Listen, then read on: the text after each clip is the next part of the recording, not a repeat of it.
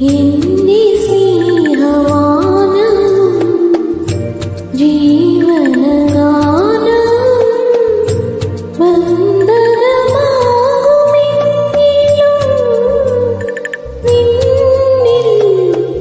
എന്റെ സ്നേഹവാനവും ജീവനഗാനവും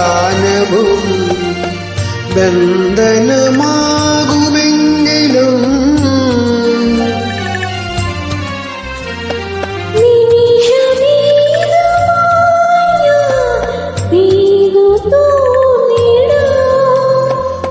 നൂറായിരം ഇതളായി നീ പിടരുവാ